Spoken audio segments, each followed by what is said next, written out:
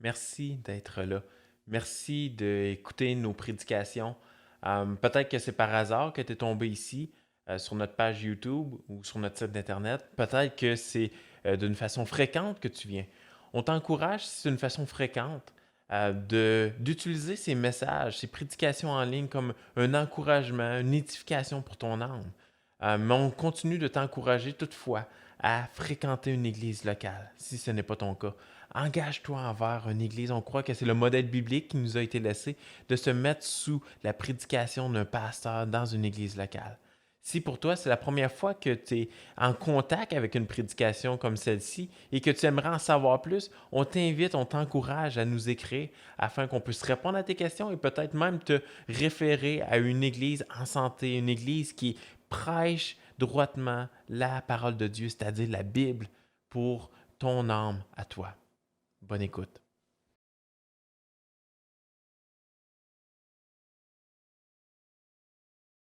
Bonjour à tous, mon nom est Mathieu Caron et je suis un des pasteurs de l'Église évangélique baptiste de Shawinigan-Sud. Il me fait un grand plaisir de vous souhaiter une bienvenue virtuelle pour cet enseignement d'une série d'enseignements sur le livre des juges, le 7e livre de la Bible. Nous avons l'habitude à l'Église évangélique baptiste de Shawinigan-Sud d'étudier la Bible ensemble. À défaut de pouvoir le faire ensemble, nous profitons des médias sociaux pour pouvoir diffuser cet enseignement. Ma prière est que Dieu vous fasse beaucoup de bien dans cet enseignement biblique. Aujourd'hui, nous sommes rendus au chapitre 9 du livre des juges. Un petit rappel, hein? Le livre des juges nous parle de juges, mais non pas de magistrats, hein? Dans une cour de justice, plutôt de sauveurs, petit s, libérateurs, petit l, qui nous pointent vers Jésus-Christ, qui devait être ce libérateur, ce sauveur-là, et qui l'a été, et qui l'est toujours aujourd'hui. Pour qui les juges dans l'Ancien Testament, dans le livre des juges, n'étaient que des panneaux indicateurs, des précurseurs qui nous indiquaient que quelqu'un de plus grand qu'eux allait un jour faire venir d'une manière plus complète, d'une manière profonde, d'une manière ultime ce qu'eux avaient commencé. Nous avons vu plusieurs leçons très utiles pour nos vies chrétiennes, avec Othniel l'importance de ne pas oublier l'Éternel, que ce cycle d'idolâtrie qui est toujours suivi par de l'esclavage dans le livre des juges, il peut commencer par oublier Dieu. Nous avons vu avec Éhud dans Juge 3 à quel point les idoles qui peuvent dominer longtemps sur nous comme croyants, et par idole, j'entends tout système hein, sur lesquels on s'appuie pour obtenir identité, sécurité, prospérité, à quel point ils peuvent être pathétiques. Dans Juge 4 et 5, nous avons vu avec Déborah et Barak comment des idoles qui prennent un petit peu de place dans notre vie peuvent devenir des adversaires plus forts que nous, mais que Dieu est plus fort que toute idole. Si on se lève avec foi et que l'on crie à Dieu, Dieu va nous devancer, va mener le combat à notre place et il va nous donner la victoire. Mais il faut ne jamais douter de la, la capacité et la volonté de Dieu de nous sauver. C'est important ça. Dans le récit de Gédéon, juge au chapitre 6, 7 et 8, nous avons vu comment Dieu euh, nous rencontre d'une manière très spéciale au milieu de nos peurs et transforme nos peurs en adoration. Comment Dieu veut nous rassurer, nous parler d'une manière très très spéciale à travers nos plus grandes anxiétés. Le chapitre 8 finissait sur une note un peu triste. Parce que bien que Gédéon avait réussi à délivrer le peuple d'Israël des Madianites, on voit qu'il n'avait pas réussi à délivrer et à sauver leur cœur. Vous savez, Gédéon, malgré toutes ses victoires qui pointaient vers Dieu, le peuple lui a demandé de régner sur lui, lui et sa descendance. Il a dit non, non, c'est l'Éternel qui doit régner sur vous. Euh, Puis là, il a fait une éphode. Le pasteur Michael avait bien expliqué cela. C'est un genre de vêtement avec une pochette à l'avant. Et puis, l'explication là, a été donnée dans le dernier message qui était là une représentation de Dieu au milieu de son peuple. le roi d'Israël, c'est l'Éternel. Écoutez, pauvre Gédéon, malgré qu'il ait décliné d'être le roi, disons c'est l'Éternel, malgré cet éphod, ben eux, le peuple ont pris l'éphod, puis ils sont tournés vers l'idolâtrie. Comme quoi, malgré ses meilleurs efforts, ils ont pris le bon et ils ont réussi quand même à s'éloigner de Dieu. Ils se sont tournés vers Baal-Bérith. Et là, on commence le chapitre 9 avec une histoire encore plus sombre que le chapitre 8. Nous allons voir ensemble, lire ensemble, devrais-je dire, le récit véridique de Abimélec, le seul anti-juge du livre des juges. Hein. Ne vous détrompez pas, il ne s'agit pas d'un juge. Hein. Ce n'est pas le récit d'un juge que nous allons lire aujourd'hui, mais bien d'un anti-juge qui représente tout le contraire de ce que les juges représentaient. Avant d'aller plus loin, permettez-moi de demander la bénédiction de Dieu. Seigneur Dieu, merci. Merci pour ta présence. Merci pour ton amour. Merci parce que tu es plus grand, plus fort que nos idoles. Merci parce que tu nous aimes d'un amour qui est inimaginable. Merci parce que tu veux nous sauver. Éveille nos cœurs, Seigneur. Éveille nos cœurs pour que tous les auditeurs qui ne te connaissent pas, Seigneur, qu'ils puissent croire et être sauvés. Éveille nos cœurs pour que tous ceux qui te connaissent, Seigneur, puissent réitérer, renouveler leur engagement à t'aimer plus que tout. Dans le nom de Christ, nous te prions. Amen. Écoutez, pourquoi aimer Dieu plus que tout? Parce que nous allons voir le résultat d'un homme qui est livré à ses propres désirs. Ici, nous allons voir une histoire véridique d'autodestruction. Nous allons apprendre aujourd'hui que, oui, les ennemis du peuple de Dieu peuvent être des idoles externes, mais que, très certainement, le plus grand ennemi du peuple de Dieu, c'est quand ils sont laissés à eux-mêmes, quand Dieu dit oui au désir malsain et idolâtre du cœur des enfants de Dieu. Quand Dieu abandonne à ses désirs un de ses enfants, ça, c'est pas évident.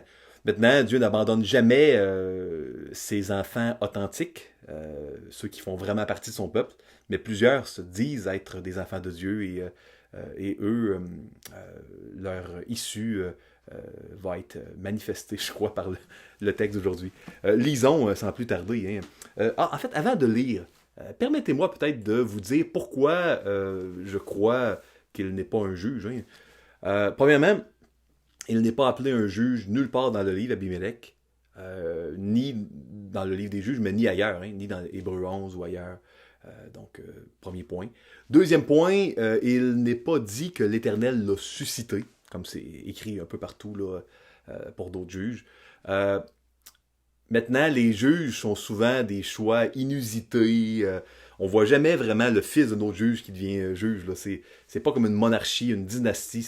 C'est des choix inusités, comme un Gédéon qui était d'une petite famille, un petit clan, une petite tribu. Ça, c'est vraiment pas le cas. Ils sont jamais appelés les rois. Les rois, dans le livre des juges, c'est les méchants. Le roi Yabin, par exemple, dans Juges, au chapitre 4 et 5, ou au début du livre des juges, le roi Cushan Rishathaïm. Donc ça, c'est les méchants.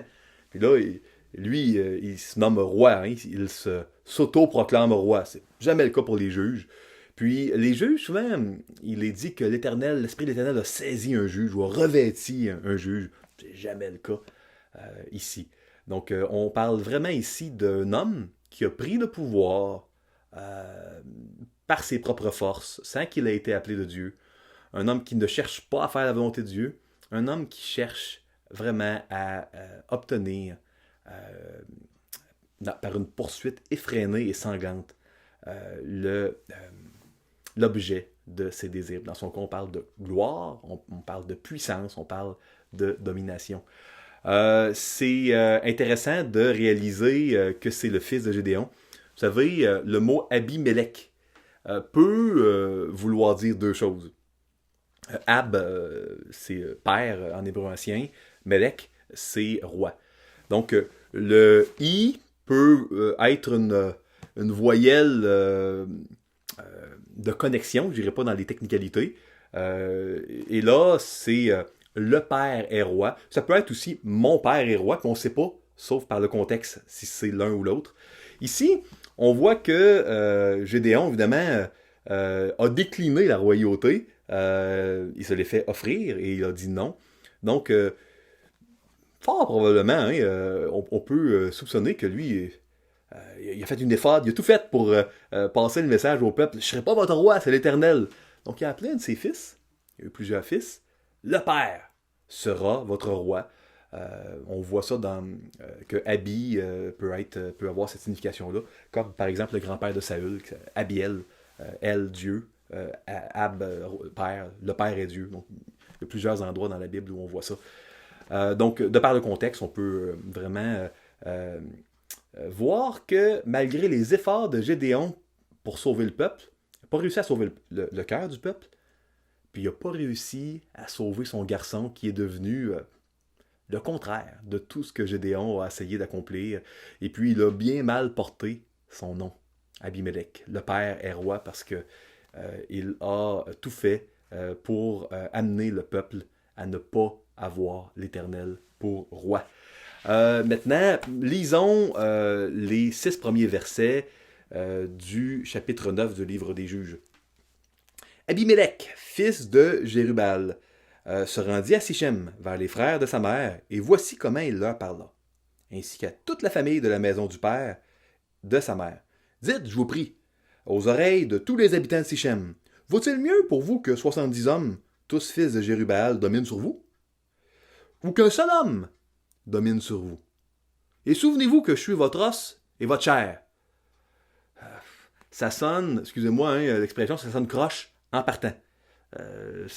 Ça commence mal. On voit que le type est vraiment pas intègre et puis il veut s'emparer du pouvoir, puis Dieu n'est pas dans le tableau. Continuons.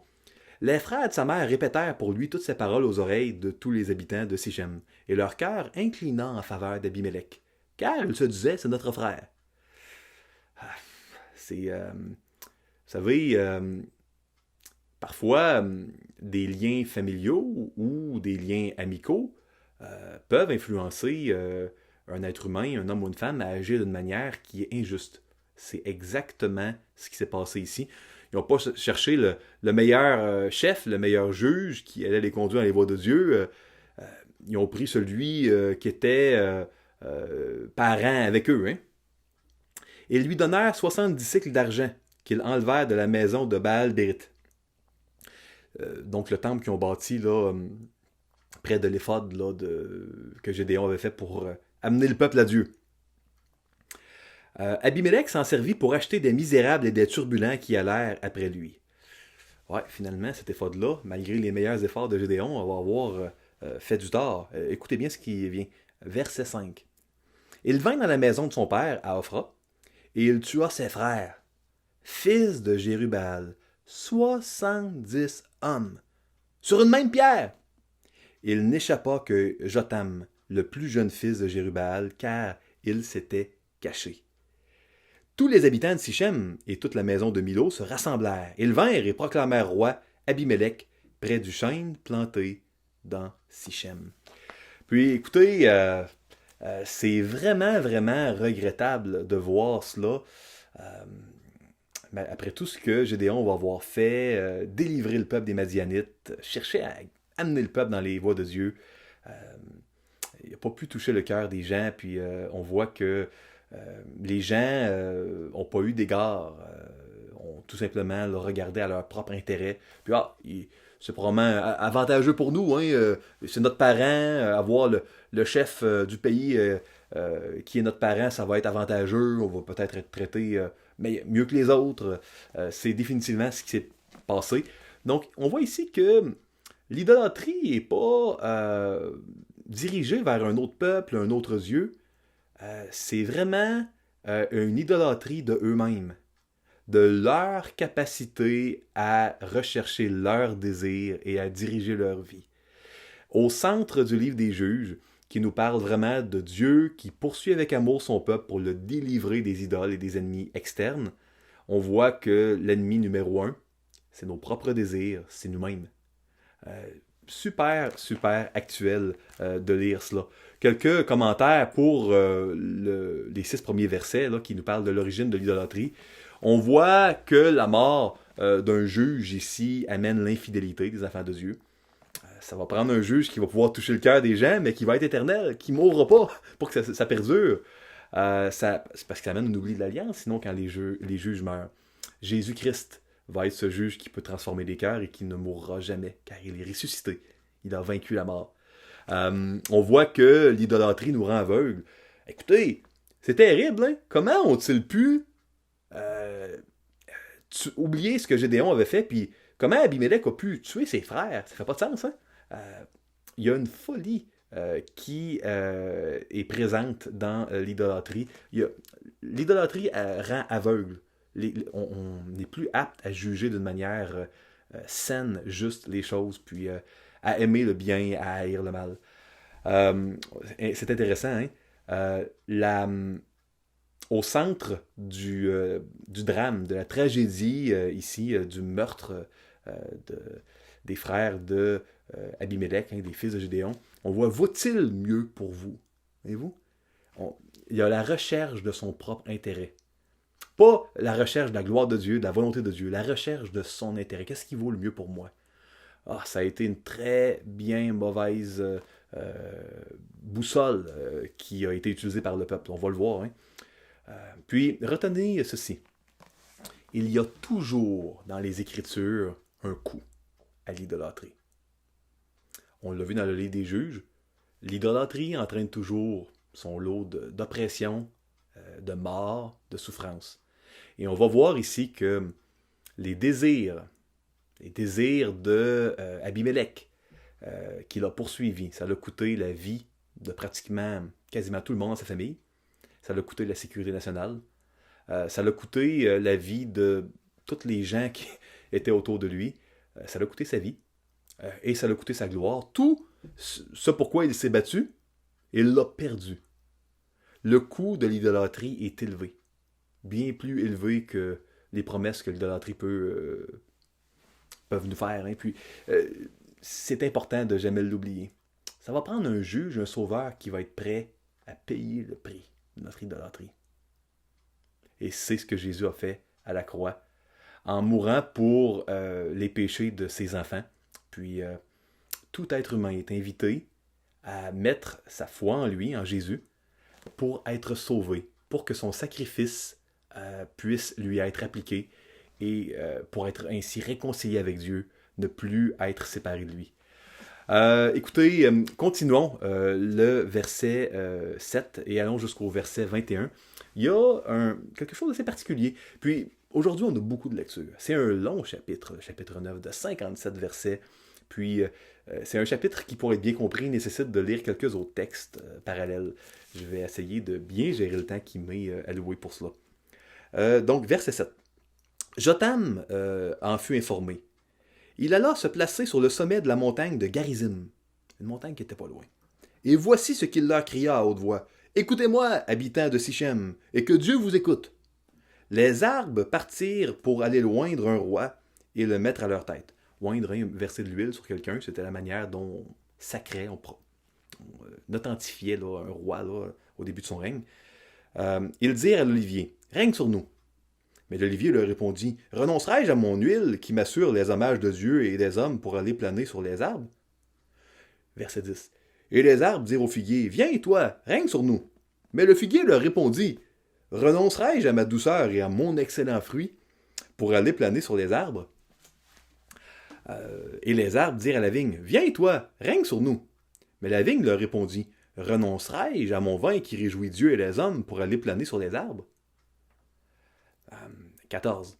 Alors tous les arbres dirent au buisson d'épines, « Viens, toi, règne sur nous. » Et le buisson d'épines répondit aux arbres, « Si c'est de bonne foi que vous voulez moindre pour votre roi, venez, réfugiez-vous sous mon ombrage. Sinon, un feu sortira du buisson d'épines et dévorera les cèdres du Liban. » C'était vraiment des arbres précieux à cette époque-là. Mais évidemment, le feu, Ça va brûler les arbres précieux. Verset 16. Maintenant, est-ce de bonne foi et avec intégrité que vous avez agi en proclamant roi Abimélec? Avez-vous eu de la bienveillance pour Jérubbaal et sa maison? L'avez-vous traité selon les services qu'il a rendus? Car mon père a combattu pour vous. Il a exposé sa vie et il vous a délivré de la main de Madian. Et vous vous êtes levé contre la maison de mon père. Vous avez tué ses fils, 70 hommes, sur une même pierre.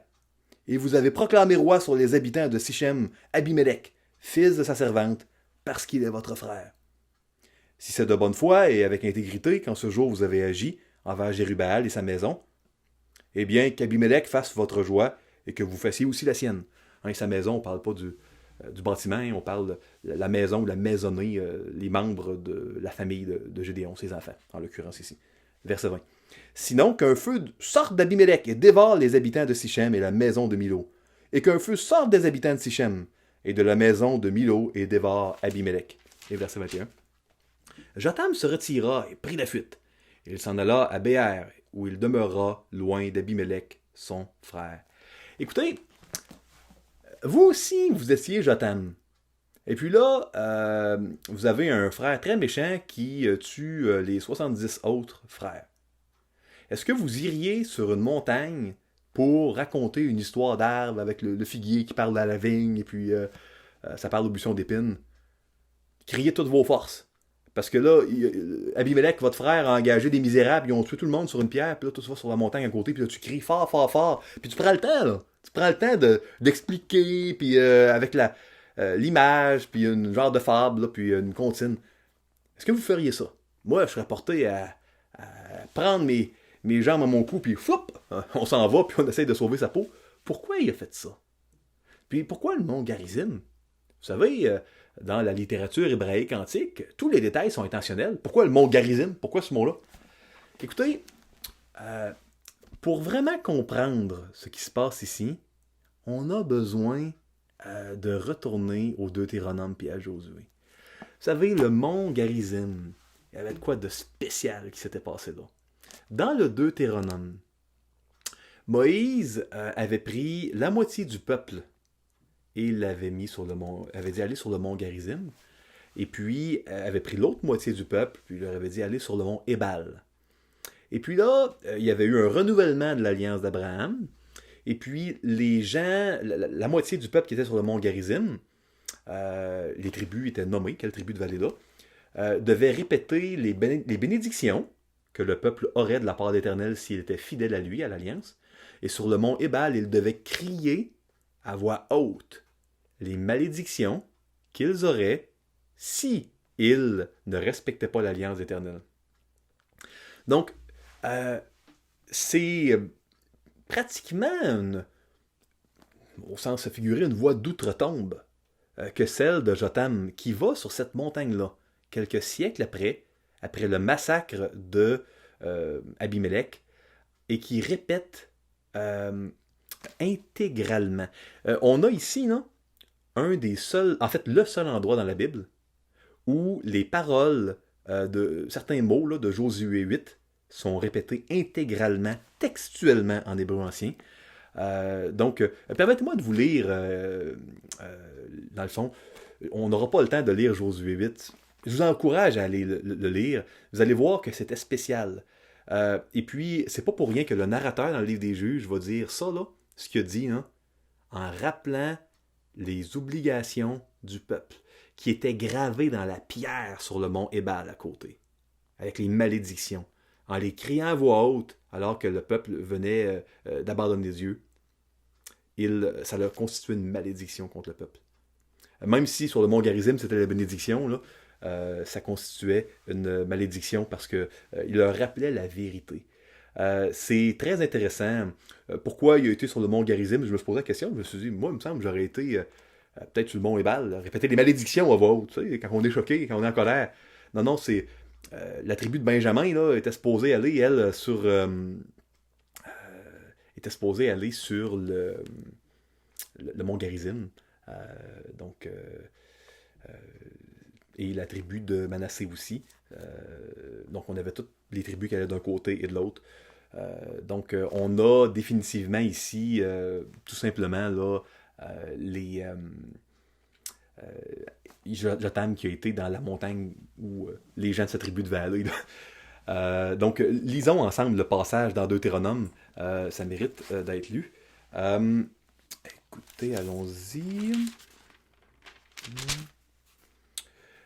Donc, je vais vous lire au verset 26. Donc, Deutéronome 11, versets 26 à 29. Vois, je mets aujourd'hui devant vous la bénédiction et la malédiction. C'est fort comme parole, hein? La bénédiction si vous obéissez au commandement de l'Éternel, votre Dieu, que je vous prescris en ce jour. La malédiction si vous n'obéissez pas au commandement de l'Éternel, votre Dieu, et si vous vous détournez de la voie que je vous prescris en ce jour pour aller auprès d'autres dieux que vous ne connaissez point. Et lorsque l'Éternel, ton Dieu, t'aura fait entrer dans le pays dont tu vas prendre possession, tu prononceras la bénédiction sur la montagne de Garizim et la malédiction sur la montagne d'Ébal.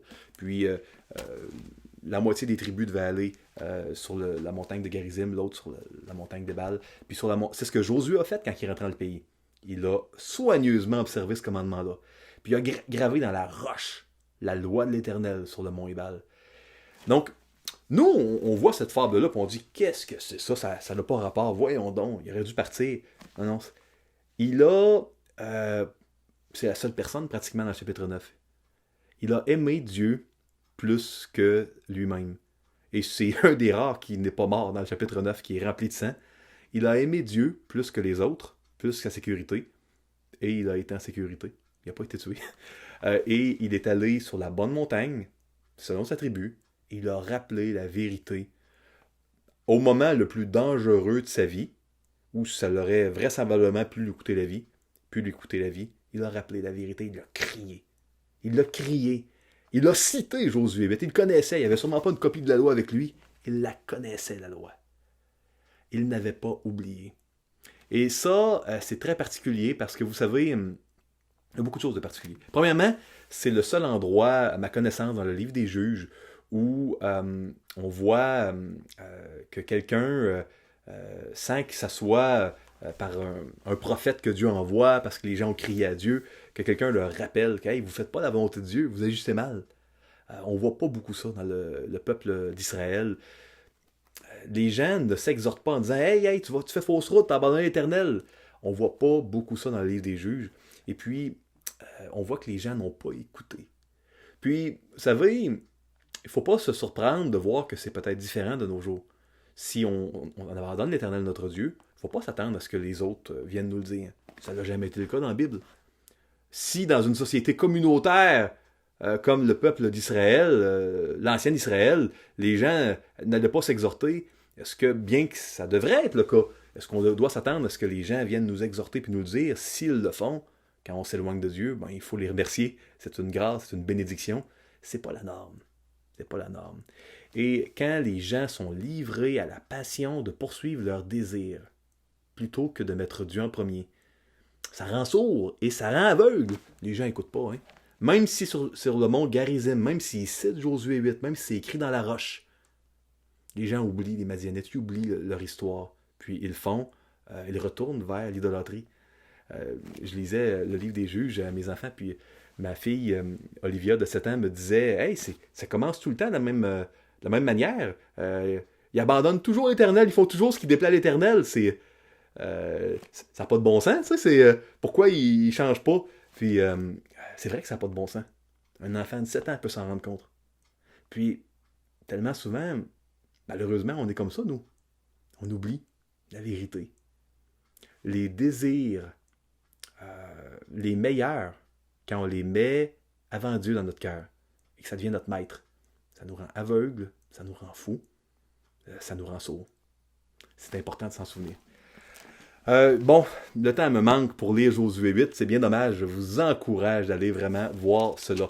Lisons maintenant la plus longue section que l'on va avoir à lire, des versets 22 à 49.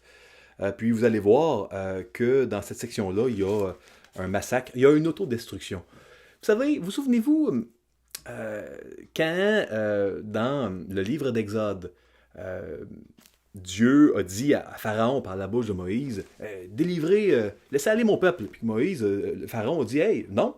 Puis c'est qui l'Éternel? C'est qui Yahweh, hein, pour que je laisse aller le peuple? Ben là, on a eu les 10 plaies d'Égypte, un peu la réponse de Dieu. Puis les 10 plaies d'Égypte étaient marquées par une déconstruction de ce qui avait été créé par Dieu dans les jours de la création, un effritement. On voit que la création se désagrège, que ce soit par la maladie, le bétail, la noirceur, l'eau, tout s'écroule. Parce que, pourquoi il faut obéir à Dieu? Parce que il est ce qui donne une soutenance à la création. Quand on le met de côté, tout s'écroule, tout se désintègre. Et puis c'est un peu ce qu'on voit, de la même manière qu'on a vu dans le récit de Gédéon, que les Madianites, là, dans le camp, quand ils ont joué de la trompette, là, ils se sont tous autodétruits. Ben, c'est exactement ce que le peuple là, va faire. Ils vont s'autodétruire. C'est une histoire d'autodestruction. Quand Dieu permet que nous soyons livrés à nos propres désirs, par notre faute, hein, c'est pas Dieu qui est méchant là-dedans, c'est nous les responsables. C'est une autodestruction qui se produit. On n'est jamais complètement livré à nous-mêmes quand on est un enfant de Dieu, mais on peut faire beaucoup de dégâts en nous-mêmes quand on est partiellement livré à nos désirs. Et si on n'a pas Jésus dans notre vie, on peut être complètement livré à nous-mêmes. En fait, nous sommes complètement livrés à nous-mêmes sans Jésus. Versets 22 à 49. Notre idolâtrie se retourne toujours contre nous. Je vais aller ici. Abimelech avait dominé 3 ans sur Israël. Donc 3 ans plus tard, après les paroles de Jotham. Alors Dieu envoya un mauvais esprit entre Abimelech et les habitants de Sichem. Et les habitants de Sichem furent infidèles à Abimelech. Quelle surprise. Hein? S'il avait été capable de tuer les enfants, tous les enfants là, de leurs bienfaiteurs, tôt ou tard, le compte à rebours était parti. Là, c'est sûr qu'il allait se révolter contre Abimelech. Afin que la violence commise sur les 70 fils de Jérubbaal reçût son châtiment, et que leur sang retombât sur Abimelech, leur frère, qui les avait tués, et sur les habitants de Sichem, qui l'avaient aidé à tuer ses frères. C'est un peu le message. Hein? Quand il y a eu le discours entre les arbres, tous les arbres qui avaient quelque chose de précieux, le figuier avec les figues, la vigne avec le raisin, etc., eux, ils veulent pas régner parce qu'ils disent, écoute, c'est pas ma fonction, c'est pas mon appel. Puis le buisson d'épines est opportuniste, lui, il a rien à offrir, il a rien à abandonner, il a juste la destruction en lui. Fait qu'il dit, ben moi, non seulement je vais le prendre, j'ai pas de figues ou de raisin, je vais le prendre, puis même, gare à vous si vous êtes infidèles, parce que je vais vous détruire. C'est vraiment ce qui s'est produit avec Abimelech. Verset 25. Les habitants de Sichem placèrent en embuscade contre lui, sur les sommets des montagnes, des gens qui dépouillaient tous ceux qui passaient près d'eux sur le chemin. Et cela fut rapporté à Abimelech. Donc Sichem, ils se sont révoltés, puis même ils se sont mis à faire du brigandage, et puis des vols, des attaques sur les routes dans la région là, où Abimelech régnait. Gaal, fils d'Ebed, vint avec ses frères, et ils passèrent à Sichem. Les habitants de Sichem eurent confiance en lui. Donc, il y a un héros des gens de Sichem, Gaal, qui pourrait être traduit par le méprisable. Puis, voyez-vous, Abimelech était le fils d'une servante, et puis Ebed, en hébreu ancien, c'est serviteur. Fait que c'est souvent, il y a les auteurs hébraïques anciens aimaient mettre en contraste, en relief, pour montrer là, le ridicule, le pathétique, parfois, là, du mal. Donc, le méprisable fils d'un serviteur s'est révolté avec ceux qui s'étaient révoltés avec Abimelech contre le fils d'une servante, qui avait comme roi là, le père et roi. Donc, qui avait comme nom, c'est-à-dire le père et roi, Abimelech. Gaal, fils d'Ebed, vint avec ses frères, et ils passèrent à Sichem. Les habitants de Sichem eurent confiance en lui. Ils sortirent dans la campagne, vendangèrent leurs vignes, foulèrent les raisins, et se livrèrent à des réjouissances. Il y avait beaucoup de vin frais fait. Ils entrèrent dans la maison de leur Dieu, et ils mangèrent et burent, et ils maudirent Abimelech. Et Gaal, fils d'Ebed, disait, « Qui est Abimelech? Et qu'est Sichem pour que nous servions Abimelech? N'est-il pas fils de Jérubbaal, et Zébul n'est-il pas son commissaire? Servez les hommes de Hamor, père de Sichem. Mais nous, pourquoi servirions-nous Abimelech? Oh, si j'étais maître de ce peuple, je renverserai Abimelech. Et il disait d'Abimelech, renforce ton armée, mets-toi en marche. Zébul, le gouverneur de la ville, apprit ce que disait Gaal, fils d'Ébed, et sa colère s'enflamma. Il envoya secrètement des messagers à Abimelech pour lui dire, voici, Gaal, fils d'Ébed, et ses frères sont venus à Sichem, et ils soulèvent la ville contre toi. Maintenant, pars de nuit, toi et le peuple qui est avec toi, et mets-toi en embuscade dans la campagne. Le matin au lever du soleil, tu fondras avec impétuosité sur la ville, et lorsque Gaal et le peuple qui est avec lui sortiront contre toi, tu lui feras ce que tes forces permettront. 34. Abimelech et tout le peuple qui était avec lui partirent de nuit, et ils se mirent en embuscade près de Sichem, divisés en 4 corps. Gaal, fils d'Ébed, sortit, et il se tint à l'entrée de la porte de la ville.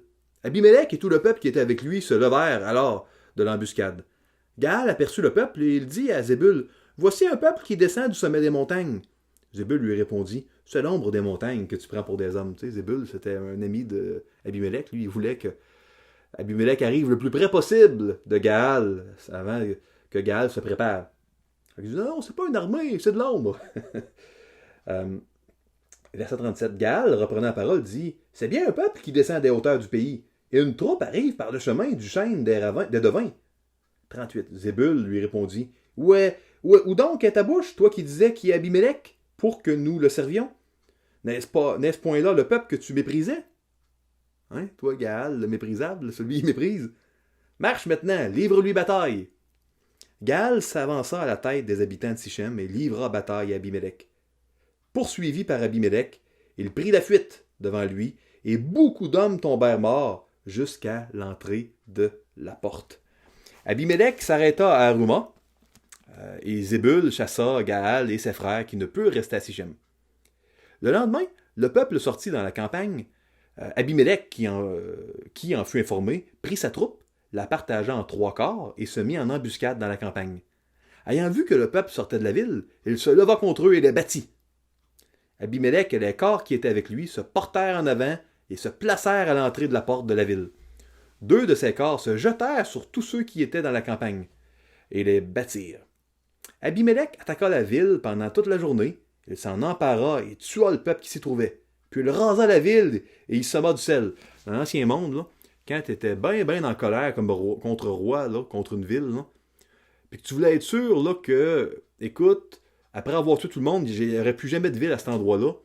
Bon, tu tuais les gens, tu rasais, détruisais tout, puis là tu mettais bien du sel, parce que le sel, ben, ça empêche les plantes de repousser, puis de faire dans une société basée sur l'agriculture, tu ne rebâtiras pas une ville à un endroit où ça a été salé. Hein. C'est vraiment, là, on voit qu'il est destructeur, là, Abimelech, ici. 46. À cette nouvelle, tous les habitants de la tour de Sichem se rendirent dans la forteresse de la maison du dieu Bérith. Hein, le temple où on avait pris les 70 pièces d'argent pour tuer les fils de Gédéon. Ils vont chercher refuge auprès de leur idole. Intéressant. On avertit Abimelech que tous les habitants de la tour de Sichem s'y étaient rassemblés. Alors Abimelech monta sur la montagne de Tsalmon, lui et tout le peuple qui était avec lui. Il prit en main une hache, coupa une branche d'arbre, l'enleva et la mit sur son épaule.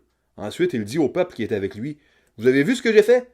Hâtez-vous de faire comme moi. » Et ils coupèrent chacun une branche et suivirent Abimelech. Ils placèrent les branches contre la forteresse et l'incendièrent avec ceux qui y étaient.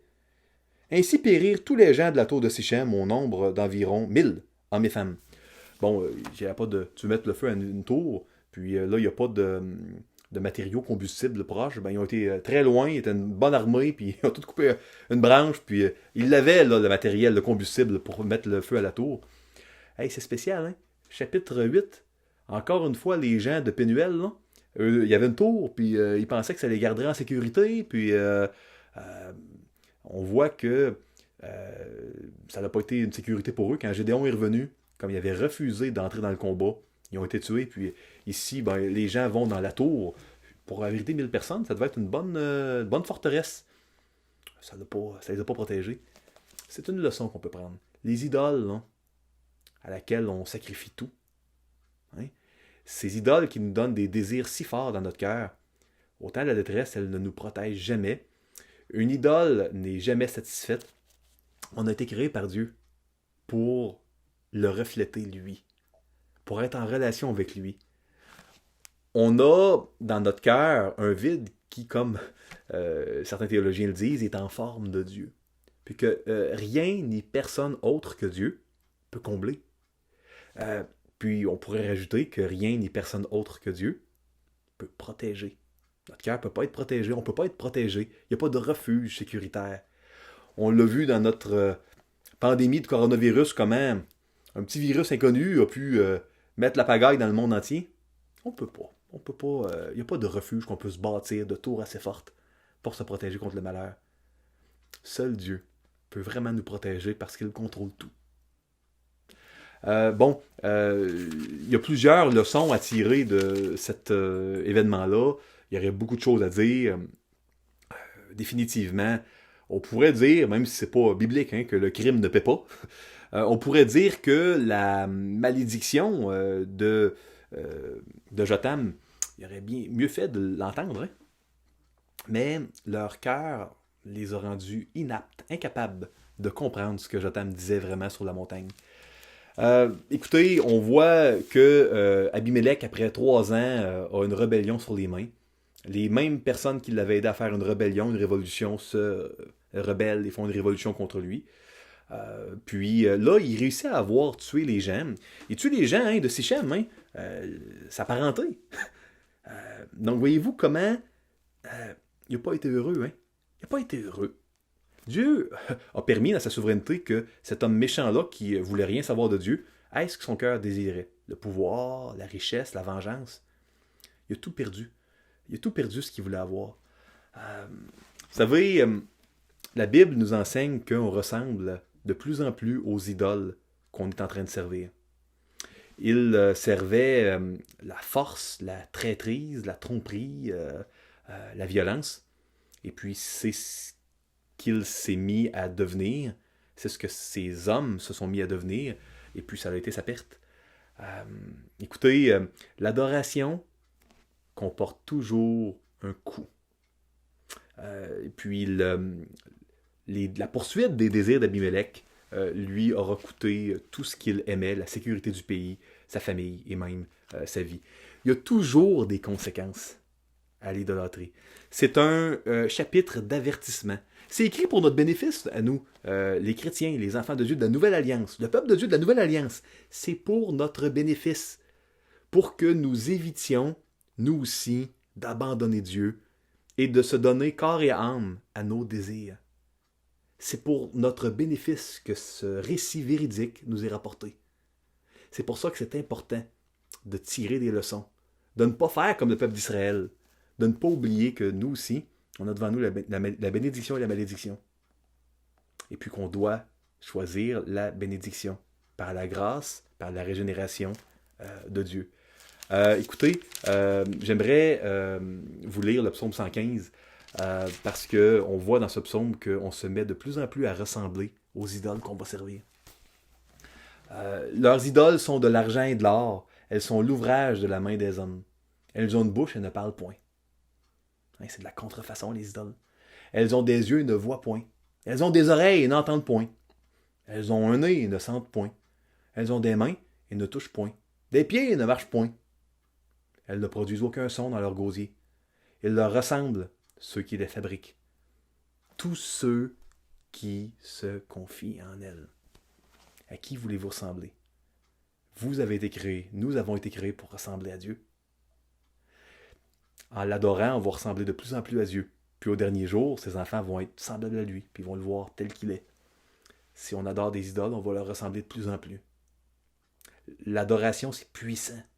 L'adoration, ça transforme l'âme humaine. C'est puissant. On doit vraiment prendre ça au sérieux. Parce que ça n'a pas pris 3 ans pour que l'histoire se termine mal. Si vous entendez par ce message la voix de Jotham qui crie du haut du mont Garizim, je parle au sens figuré évidemment, prêtez attention. Prêtez attention. Parce que ces paroles-là, c'est des paroles de la vérité de Dieu. Ce sont des paroles d'avertissement par un Dieu d'amour qui nous aime tellement qu'il a donné sa vie pour ses enfants, pour que quiconque croit en lui périsse pas, mais ait la vie éternelle. Prêtez attention aux paroles d'avertissement. C'est tellement important. C'est tellement important. Dieu voudrait que tous les hommes soient sauvés. J'aimerais vous lire maintenant le dernier passage, chapitre 9.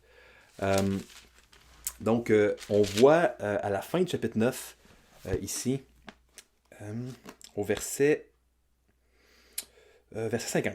Abimélec marcha contre Thébets. Il assiégea Thébets et s'en empara. Il y avait au milieu de la ville une forte tour, encore une tour, où se réfugièrent tous les habitants de la ville, hommes et femmes. Pensez-vous que ça va les sauver, une tour? Absolument non, hein? Continuons.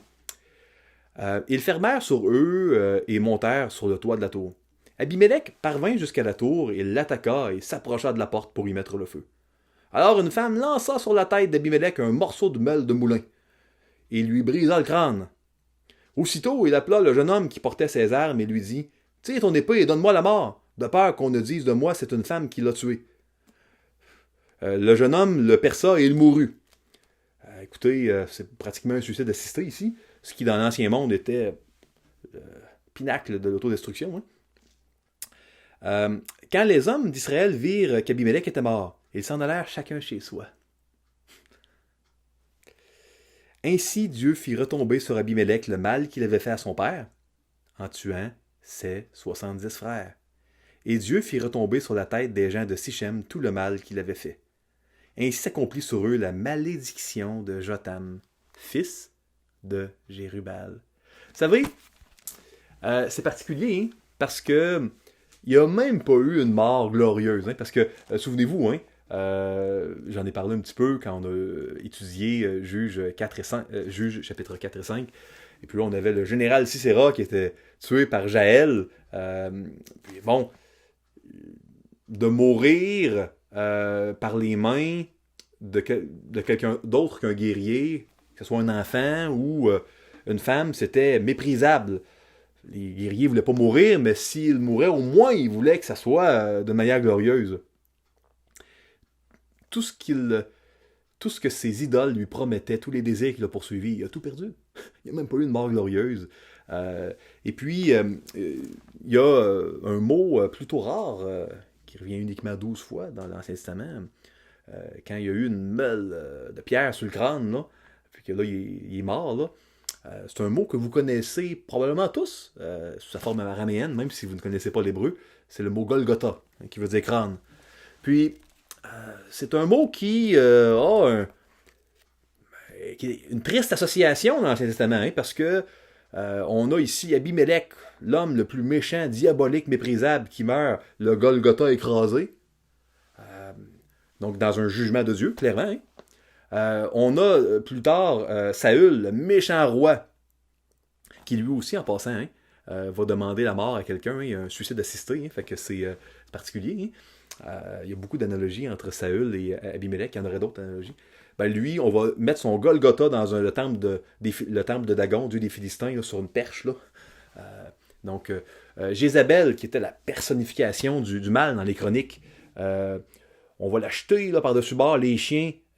Nous, on aime beaucoup les chiens, les Québécois, souvent, mais dans l'ancien monde, c'était méprisable. Les chiens n'étaient pas des animaux là, prisés.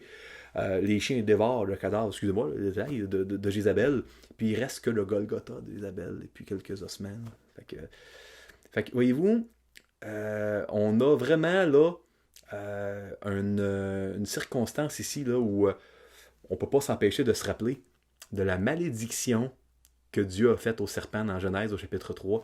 Il lui a dit non, qu'un jour, il y aurait le descendant d'une femme qui allait lui écraser là, la tête.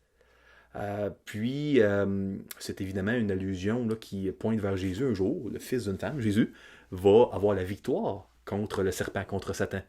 Et puis, on voit des petits panneaux indicateurs de cette victoire-là quand Yaël, peut-être qu'on voit ça, hein, on n'est pas sûr, mais peut-être quand Yaël transperce le crâne avec un pieu de Sisera, quand là, il y a une femme qui jette une meule sur le Golgotha le crâne de notre Abimélec. Et puis, voyez-vous, cette association-là avec le Golgotha, quasiment toujours dans un contexte de malédiction puis de jugement de Dieu, ça se termine là avec le Fils de Dieu, le Sauveur grand S, Libérateur grand L, qui est venu pour mourir sur le mont Golgotha, à notre place pour nos péchés. Il a subi la malédiction de Jézabel, de Saül, d'Abimélec, parce qu'il a porté tout le prix que nous, on mériterait. On mériterait, nous, de vivre cette mort infâme qu'Abimélec a eue, le Golgotha brisé, ou que Jézabel a eu, parce qu'on n'est pas digne du paradis, on n'est pas digne de Dieu. On n'est pas digne d'être ses enfants, puis d'être dans l'éternité avec Dieu. On mériterait ça. Jésus est venu pour subir toute la malédiction puis le jugement qu'on mérite, pour que, si on lui donne notre vie, si par la foi on devient membre de son peuple, on puisse être avec lui pour l'éternité, dans une joie et une félicité incroyable. C'est définitivement des échos qui émanent pour moi de ce texte-là. Est-ce que c'était le point de l'auteur? Ça, c'est une autre question différente, mais c'est des choses qui me réchauffent le cœur quand je lis ce texte-là que je voulais partager. Écoutez, je vais aller à la conclusion, parce que le temps passe. Comment appliquer ce passage à ma vie? Réaliser que la pire chose qui peut arriver dans la vie, c'est quand Dieu finit par nous donner l'idole qu'on désire. Soyons prudents avec nos requêtes de prière. Parfois, là, Dieu, il dit non à une requête, mais c'est pour notre bien. On réalise pas on est aveuglé parfois, on réalise pas toute la destruction qu'on aurait si Dieu nous donne ce qu'on lui demande parfois. 2, nous avons été créés pour être éternellement insatisfaits de nous-mêmes. On ne sera jamais content, on n'aura jamais la plénitude en nous-mêmes. C'est pas en nous-mêmes qu'on va la trouver, c'est en Dieu. On a été créés pour trouver la plénitude uniquement en Dieu. 3, là où est votre trésor, là va être votre cœur. Si vous dites, moi, comment je fais pour ne pas être livré comme Abimélec, aveuglé par mes désirs, là où va être notre trésor, là va être notre cœur. Donc, on doit tout simplement servir Dieu, prendre des décisions de poursuivre nos affections envers Dieu avec toute notre force, toute notre volonté. On doit en faire une priorité, pas seulement suivre les émotions du moment. On doit, avec la discipline d'un athlète, avec le sérieux d'un soldat à la guerre qui essaie de sauver sa vie, on doit rechercher à aimer Dieu plus que toute autre personne, toute autre chose ici-bas. On doit ménager aucun effort, aucune dépense de temps, d'énergie. On doit tout faire dans notre vie. Tout faire pour mettre Dieu en premier. Puis plus on va faire des choses pour Dieu, plus notre cœur va l'aimer, plus notre affection pour lui va être grandissante. Si on le fait vraiment pour lui, et pas pour des faux motifs. Écoutez, point numéro 4, chaque idolâtrie a un coût. Christ a payé le coût de notre idolâtrie à la croix. J'encourage tous ceux et celles qui entendent ce message à mettre votre foi en Jésus-Christ pour que le coût que votre idolâtrie mérite et que vous allez avoir payé après votre vie ici-bas, que ça soit déjà payé. Parce qu'après la mort, vient le jugement. C'est ce que les Écritures nous disent. 5. Christ est la solution à toutes nos idolâtries. Jean Calvin disait il y a plusieurs siècles, la parole est l'instrument par lequel le Seigneur utilise son Esprit Saint dans le cœur des croyants. Continuons à lire, à méditer, à aimer, à chérir la parole de Dieu. En espérant que ce message d'avertissement, tiré d'une tragédie réelle, puisse être salutaire, être infiniment bon dans nos vies, dans vos vies. Que Dieu vous bénisse richement et n'oubliez jamais que Dieu vous aime profondément. Bonne semaine.